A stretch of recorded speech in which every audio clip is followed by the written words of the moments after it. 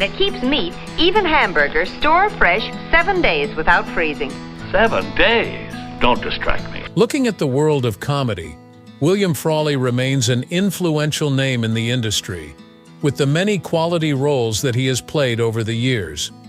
Despite all the challenges that he faced in his early life, most of which tried to change his career path, he strived to succeed against all odds and eventually left a mark in the industry. During his active days in the industry, especially when he was on set for I Love Lucy, Frawley had some major differences with a co-star, which turned into a serious rift, even after the show. However, in a surprising turn of events, this co-star made an appearance that no one ever expected. Before we go into these details, let's take a look at Frawley's early life and career. One might say that the early life of William Frawley suggested the determined spirit that would characterize much of his life. Born on February 26, 1887 in Burlington, Iowa, Frawley grew up in a large Irish-American Catholic family. His parents, Michael and Mary Frawley, were conservative, traditional individuals who urged strict discipline and religious values. William was the second of 4 children and was a very determined boy, full of energy and curiosity, but quite rebellious, all qualities that bespoke a future life in entertainment. Frawley attended local Catholic schools but proved to be a poor student.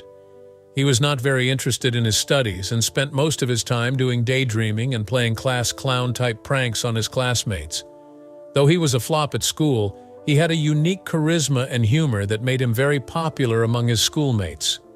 By the way, this development didn't really please his mother, who wanted him to follow some more conventional path.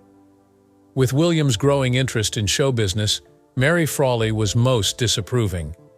She was foreseeing for her son a secure, respectable position, far from the vagaries of show business, which she also considered unsavory and hazardous.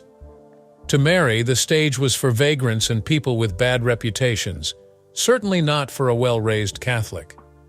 She constantly berated William because he loved to sing, act, and perform, finding the whole effort a complete waste of time and a distraction from proper work. Undeterred by his mother's distaste for the profession, Frawley promptly pursued a career in entertainment. From an early age, he became fascinated with vaudeville and all aspects of the theater world. In secret, he started performing in amateur shows at the opera house and singing in choirs, practicing his craft whenever free time could be found. When his mother learned about these activities, she tried to squash his budding dreams, but Frawley was not one to back down. As a teenager, Frawley ran away from home in one last daring attempt to run off with a vaudeville troupe against his mother's wishes. This was the ultimate act of rebellion, and though it caused a rift between him and his mother, it marked the beginning of his career. Early performances were rough, and he had not had the formal training in his craft that was typical of many of his peers. Still, Frawley's will and pure talent kept him going. He picked up the ropes about show business through trial and error, spending countless rejections and hardships along the way. Although not a brilliant student and with family opposition, William Frawley fought these initial setbacks for a penchant for entertainment. As fate would have it, not giving in to his mother's expectations helped Frawley to secure his future in television, building a successful career that is still remembered. In an effort to placate his mother, who vigorously disapproved of his going into show business, William Frawley tried a succession of jobs that she found far more acceptable. His mother, Mary Frawley, envisioned an in-place and respectable career for her son, far removed from the uncertain world of entertainment. Bowing to her pressure, Frawley temporarily set aside his theatrical ambitions and ventured into the working world, undertaking roles that were more attuned to his mother's ideals.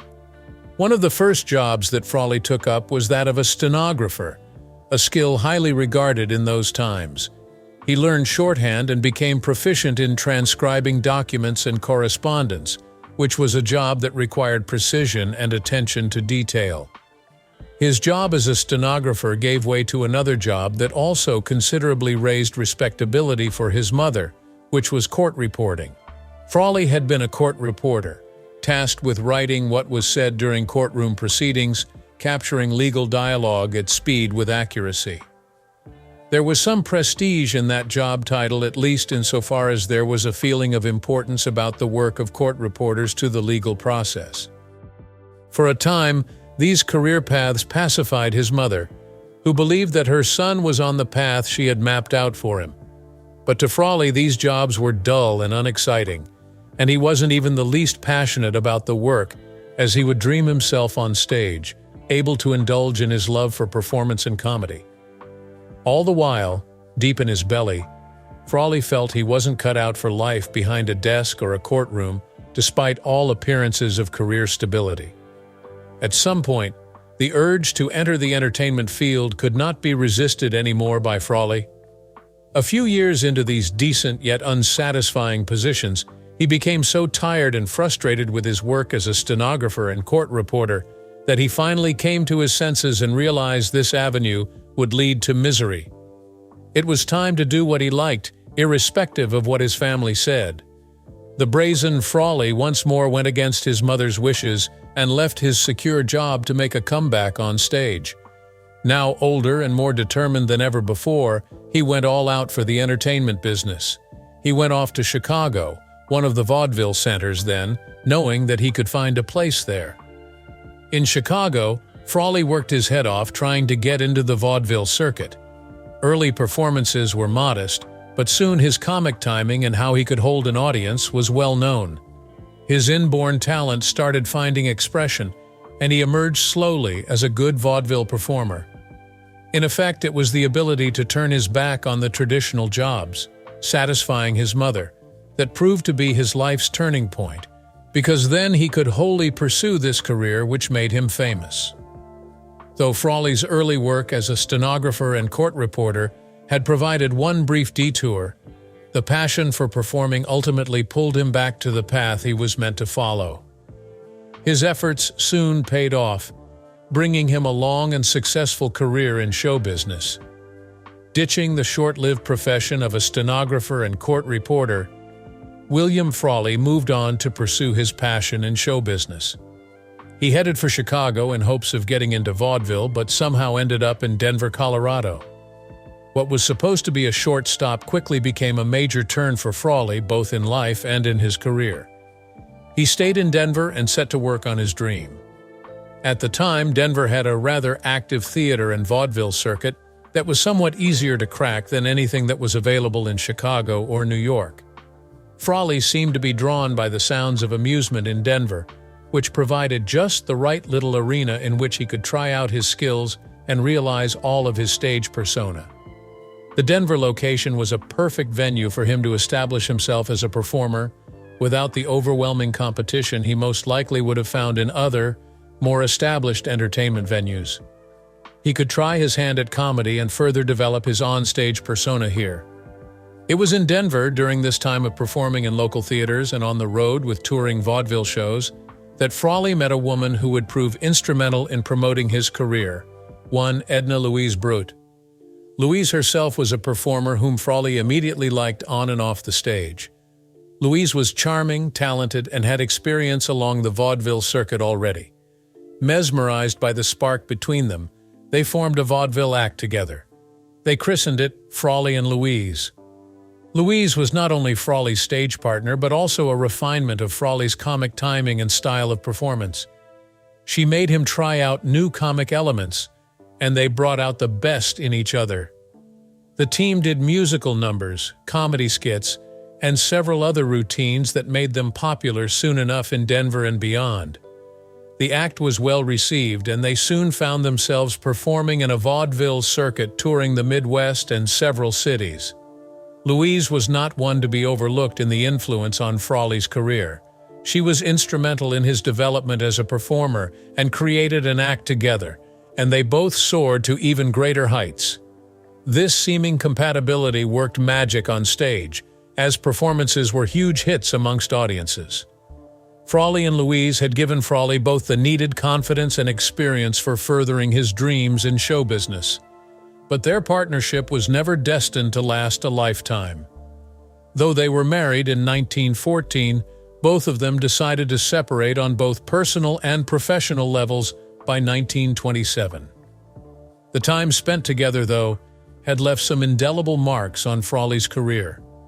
The experience he got in Denver, along with the unhindered success and invaluable lessons he learned while working with Louise, finally prepared a bed for him upwards in Hollywood. That decision to stay in Denver, together with the partnership with Louise, presents two decisive moments in his career, which have helped Frawley make a niche for himself in this line of entertainment. William Frawley started his rise to stardom in show business through his hard work in stage plays and vaudeville. Following his early success in Denver, the momentum of Frawley in vaudeville launched him into subsequent stage plays throughout the nation. In due course, these early performances laid the bedrock for his later transition into television. The earliest outstanding stage performances from Frawley were musical comedies. This man had a knack for humor and quick wit, so these productions certainly suited him, where he combined comedy with music. Frawley appeared in several successful shows, such as the very popular Broadway production of Moonlight and Honeysuckle, which gave him wider exposure. It was through these musical comedies that Frawley developed his stage persona and his comedic timing, which would later serve him well in his television career. Another important stage production that Frawley was a part of was the Broadway musical Here's How, which was on in the year 1928. For Frawley, this show provided the opportunity to expand himself as an artiste, and his role in that show received excellent reviews. Frawley's manner of comedy constantly made the shows he appeared in very enjoyable and established his reputation as a comedian and entertaining actor on the stage. In the 1930s, he continued to establish himself on stage in various revues and traveling shows. Frawley quickly established that he was a versatile performer who could do both comedy and drama with equal effort. He soon became in demand and very popular in the theater world. Yet even with his growing success in the theater, Frawley was constantly searching for the next greater opportunity.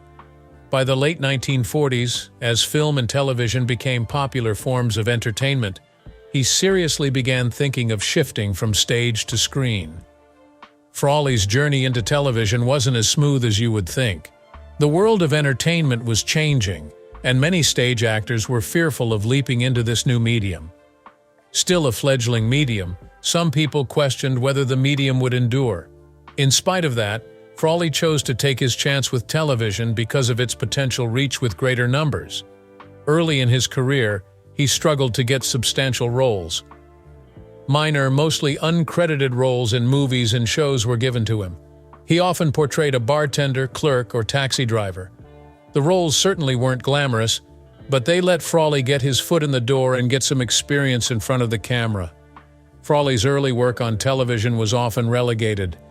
Still, his innate comic ability and singular personality managed to ring through in even the most minor of parts.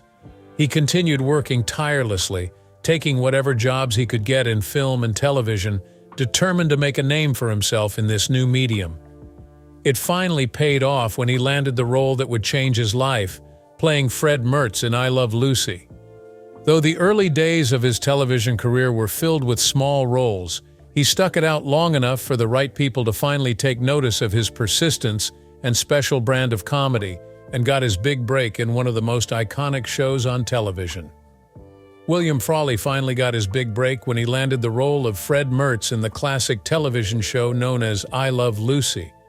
After years of performing in vaudeville, stage plays, and small parts on television, the persistence paid off for Frawley. His path to becoming Fred Mertz was not easy, though. Desi Arnaz, one of the creators and stars of the show, was quite hesitant to hire Frawley since he had gained the reputation of being impossible to work with, mainly because of his alcohol problem and erratic behavior. Frawley had built a reputation in Hollywood as an intense drinker, paying little attention to work as he often fought with directors and producers in previous projects. Despite these inhibitions, Frawley was keen to enact the role of Fred Mertz when he was picked. He knew that the show had the potential to be successful, and for him, it would be the last hope to establish his role in the television industry. which was gaining thrust at a fast rate. Frawley personally called up Desi Arnaz and succeeded in convincing him to give him a chance. Arnaz, somewhat apprehensive, hired Frawley, but warned him that he was to remain professional on the set and to keep his drinking in order. At first, Frawley was indeed a problem on set. His temper became unbearable with the addition of his drinking problem. But Frawley knew how important the part was and the scope of I Love Lucy as a groundbreaking show.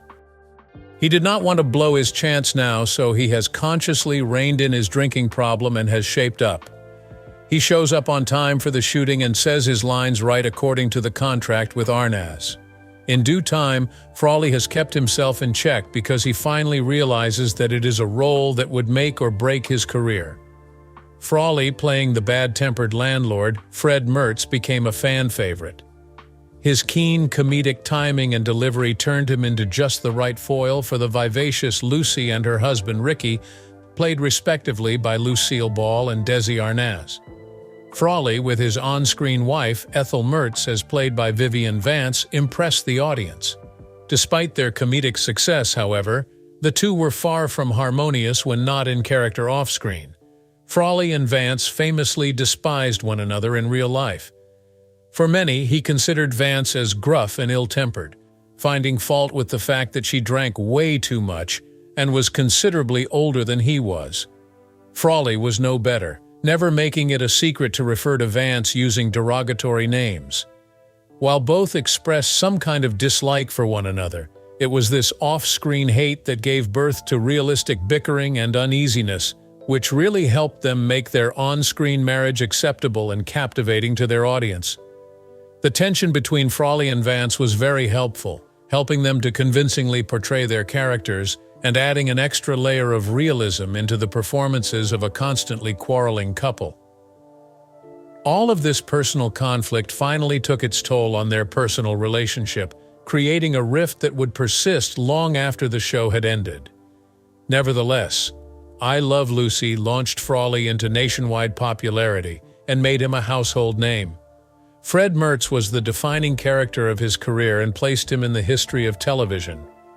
Apart from I Love Lucy, William Frawley managed to secure another lead role with the series of the successful spin-off, The Lucy Daisy Comedy Hour, in which he played the comic character Fred Mertz once again. The next golden opportunity he got was My Three Sons, in which Frawley acted as Bubbo Casey, who is a grumpy but lovable grandfather. It was during his run on the show, My Three Sons, unfortunately, that Frawley's health began to unravel. Suffering heart problems, by 1965 a series of personal maladies forced him to retire from the show. On March 3, 1966, Frawley died at age 79 of a heart attack while walking down Hollywood Boulevard after seeing a movie. Frawley gained a great deal of accolades for playing the role of Fred Mertz in the popular sitcom I Love Lucy. In this sitcom, he was nominated 5 times for a Primetime Emmy Award and hence was enshrined as one of the favorite comedians of television. The episode made him one of the greatest fixtures in American pop culture. What was, however, surprising was the fact that Vance, against the tide of animosity between them, attended her co-star Frawley's funeral. Despite all the tumultuous times, Vance made one reconciliatory moment in death and paid her respects to Frawley. Her presence reflected the undeniable marks Frawley had left in the circles of entertainment and the iconic pairing they developed through the series, personal differences notwithstanding. The living memory of Frawley remains in the form of some unforgettable roles and classic television shows. That will be all for this episode, and we'll be seeing you in the next one.